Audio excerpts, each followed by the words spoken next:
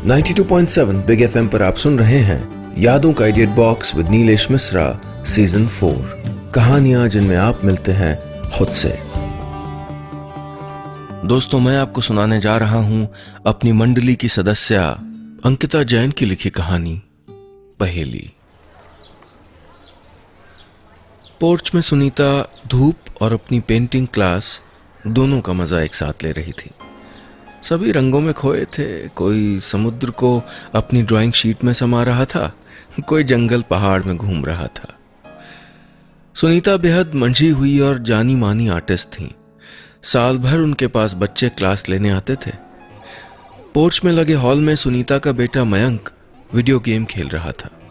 यूं तो ये उसके पढ़ने का टाइम था क्योंकि 12वीं के बोर्ड एग्जाम आने वाले थे, लेकिन आज संडे होते हुए भी पापा घर पे नहीं थे और माँ को अपनी बातों में बहला के मयंक ने 2 मिनट का टाइम, जो पिछले 2 घंटे से पूरा नहीं हुआ था, निकाल लिया था। मयंक, क्लास ओवर हो गई है, सिमी को तुमसे मैथ्स के डाउट पूछने हैं। सुनीता ने पोर्ट से ही आवाज लगाई। माँ, अभी थोड़ा बिजी हूं, उसे बोलिए बैठ जाए, थोड़ी देर में बताता हूं। वीडियो गेम के रिमोट को हवा में यहां वहां घुमाते हुए मयंक ने अंदर से ही जवाब दिया। सुनीता के पास पेंटिंग सीखने आने वाली लड़कियों में से एक लड़की सिम्मी से मयंक हमेशा बचने की कोशिश करता था। ना, आप गलत ना समझें, मयंक को सिम्मी नापसंद बिल्कुल नहीं थी। माजरा ये था कि जब भी मयंक सिम्मी को देखता, मिलता या बात करता, वो मयंक को एक पहेली सी लगती और उसके बाद का ज्यादा नहीं तो कम से कम 1 घंटा सिर्फ सिम्मी को समझने पे खर्चा हो जाता। सिम्मी थी ही ऐसी, सलोने से रंग की, दुबली पतली सी, खामोश सी, शर्मीली सी, जिसको देखो तो लगे जैसे कुछ कहना चाहती हो, कुछ समझाना चाहती हो। उसको देख के मयंक को अजीब अजीब सी उपमाएं मन में सूझती। जैसे कभी जब वो उसको लाल रंग में देखता था तो उसको वो पैकेट में बंद उस गुब्बारे जैसी लगती, जिसमें अभी हवा भर दी जाए तो वो दिल के आकार का एक खूबसूरत हवा में उड़ता गुब्बारा बन जाए, जिस पे कुछ देर को निगाहें ठहर जाती हैं। और न जाने क्या क्या मेल मिलान मयंक सिम्मी और अपने आसपास की चीजों में कराता रहता। हालांकि मयंक सिम्मी से जितना दूर भागता था, उसकी माँ सुनीता सिम्मी को उतना ही पसंद करती थी। सिम्मी हमेशा इतनी दिल लुभाने वाली आकृतियां बनाती कि सुनीता उसको शाबाशी दिए बिना रह न पाती। मयंक से मैथ्स पढ़ने के लिए सुनीता ही उससे कहती रहती। लेकिन मयंक, उसे तो सिम्मी की आंखों की तरह उसकी पेंटिंग्स भी पहेली लगती, जिनमें दर्द, खुशी, दया, ताकत जैसे सब कुछ ही मिला होता। उसको लगता जैसे 9 रसों को मिलाकर कुछ सामने रख दिया गया हो और कहा गया हो, जो तुम्हें मुझ में सबसे ज्यादा दिखे वही तुम ले लो। खैर, कई दिनों तक टालने के बाद आज मयंक को हाँ बोलना ही पड़ा। लगभग आधा घंटा इंतजार कराने के बाद मयंक ने सिम्मी को अंदर बुलाया है मैथ्स पढ़ाने, और उसको समझने की उम्मीद के साथ। 92.7 बिग एफएम पर आप सुन रहे हैं यादों का idiot box with Nilesh Mishra season 4। कहानियां जिनमें आप मिलते हैं खुद से। दोस्तों, मैं आपको सुना रहा हूं अपनी मंडली की सदस्या अंकिता जैन की लिखी कहानी पहेली।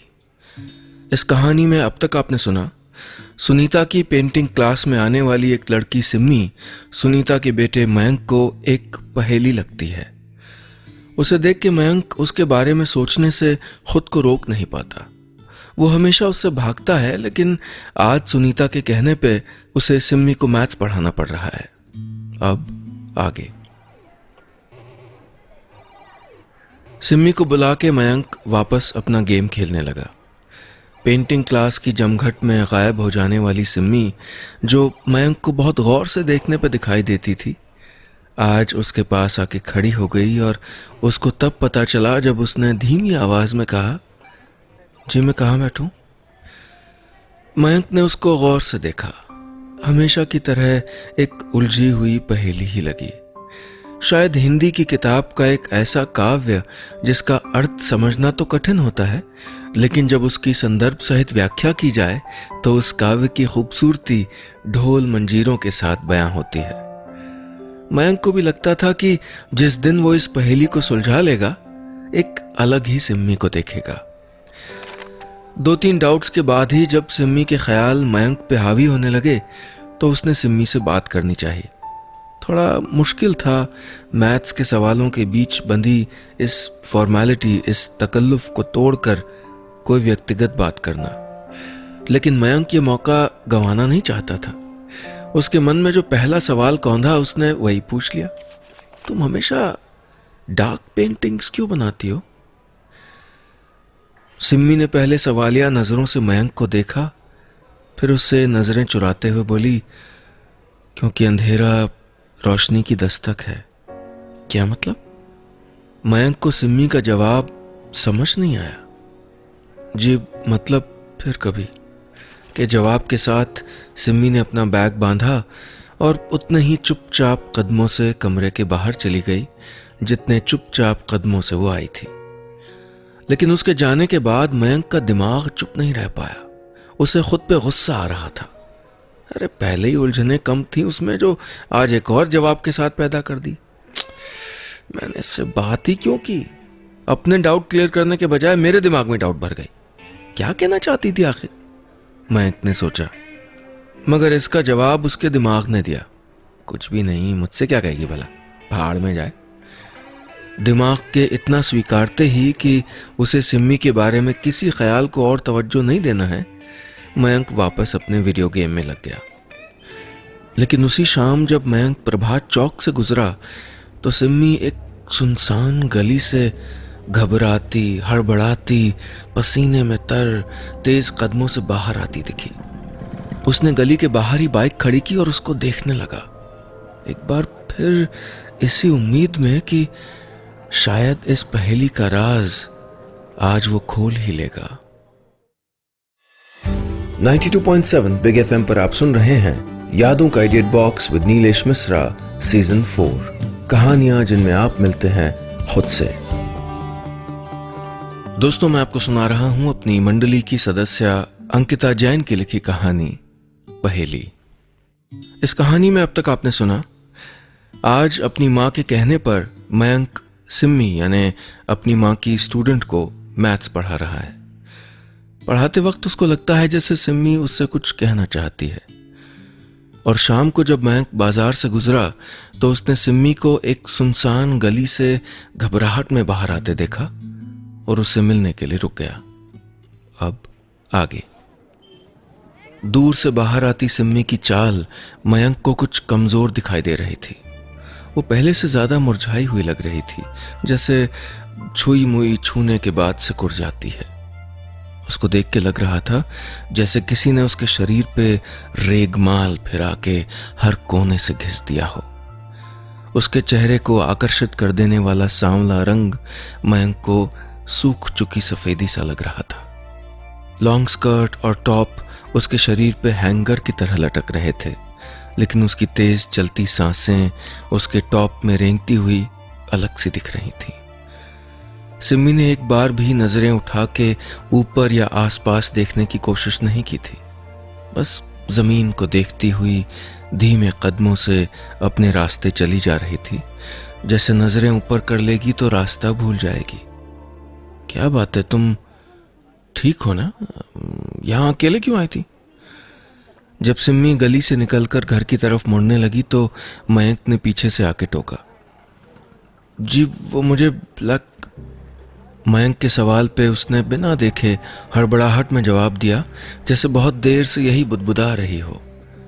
फिर उसने होश से देखा और मयंक के होने का एहसास हुआ तो चुप हो गई।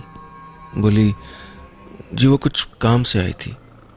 कैसा काम, और वो भी यहां? तुम इतना डरी हुई क्यों? मयंक ने सच जानना चाहा। जी बस कुछ जरूरी काम था। नहीं, मैं घबरा नहीं रही हूं, मैं ठीक हूं। सिम्मी ने फिर सड़क की तरफ देखते हुए कहा। मयंक उसको एक टक देख रहा था, जैसे उसके इस तरह देखने से सिम्मी खुद ही सारा खुलासा आज उसके सामने कर देगी। सिम्मी के हाथ कांप रहे थे और उसकी आंखों में नमी थी। अच्छा चलो बैठो, मैं तुम्हें ड्रॉप कर देता हूँ। मयंक को लगा कि इस वक्त उसे कोई और सवाल बीच सड़क पर नहीं पूछना चाहिए। जी मैं रिक्शे से चली जाऊंगी, सिम्मी ने कहा। कहा ना चुपचाप बैठो। मयंक को पहले ही कुछ समझ न आने पर खींच हो रही थी।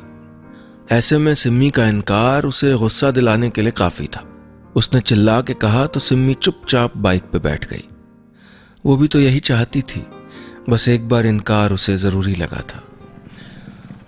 घर के दरवाजे पे उतर के जब बिना कुछ कहे सिम्मी अंदर जाने लगी तो मयंक ने रोका।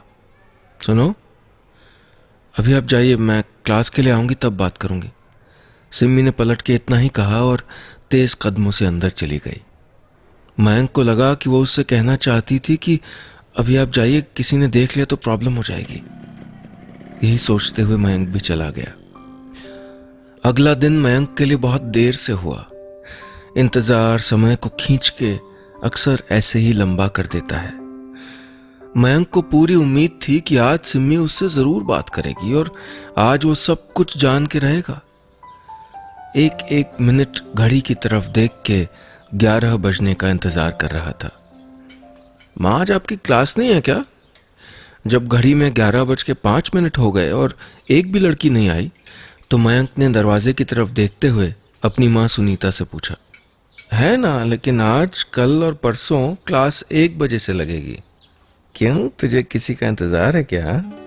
सुनीता ने छेड़ा। कुछ नहीं, बस यूं ही पूछा। अच्छा है, शांति रहेगी। इतना कह के मयंक मुस्कुराते हुए वहां से उठ के चला गया। वो मां से तो बच निकला, लेकिन अपने मन से कैसे बचता, वो जो एक बार फिर घड़ी की सुइयों में अटक गया था। पहले 11 अब 1 बजने के इंतजार में बार बार मयंक घड़ी को देखता। घड़ी इस वक्त अगर कोई लड़की होती तो बुरी नजरों से घूरने के लिए मयंक को 2 थप्पड़ लगा चुकी होती, लेकिन निर्जीव थी, इसलिए चुपचाप दीवार पे चिपकी मयंक की नजरों को इग्नोर करके अपने समय से चल रही थी। खैर, घड़ी ने भी मयंक पे तरस खाया और 1 बजा दिया, फिर 1:15 भी बजा, फिर 2 भी, लेकिन सिम्मी नहीं आई। अब मयंक को सिम्मी पे बहुत गुस्सा आ रहा था। उसका मन कर रहा था कि अभी के अभी जाके उससे मिले और चिल्लाए कि आज का कह के क्यों नहीं आई वो, क्यों एक और सवाल के साथ पहेली को उलझा दिया।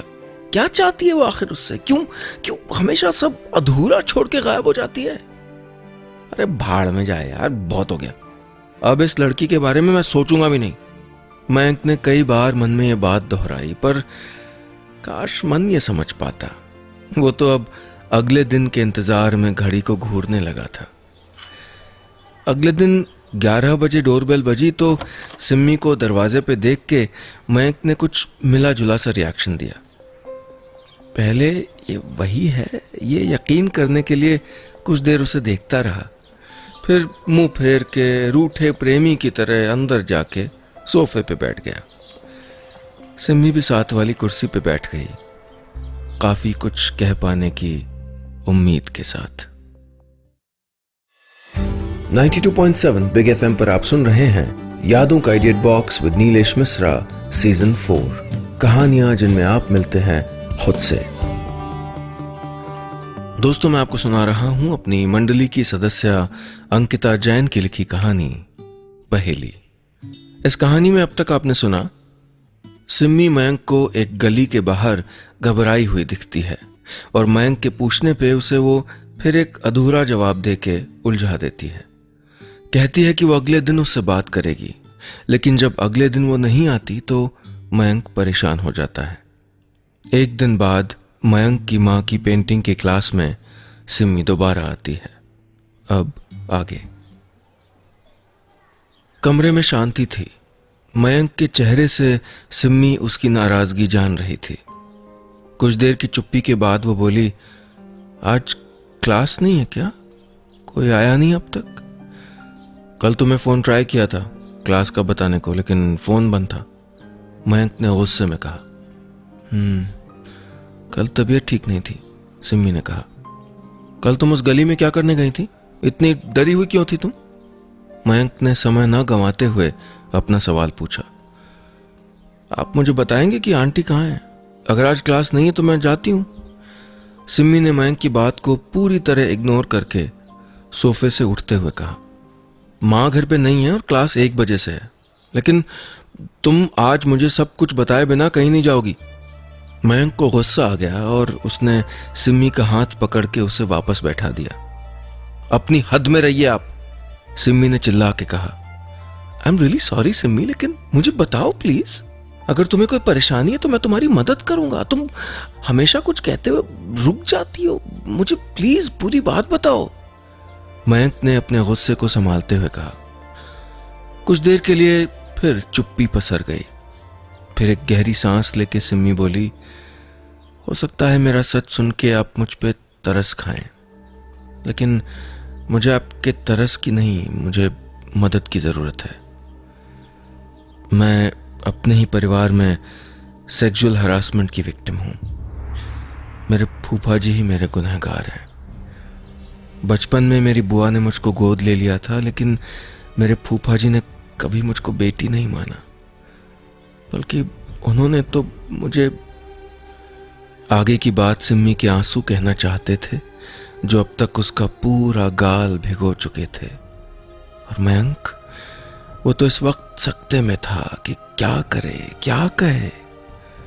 मयंक सिम्मी को चुप कराना चाहता था, हिम्मत देना चाहता था, लेकिन उसका रुंधा गला उसे कुछ भी कहने की इजाजत नहीं दे रहा था।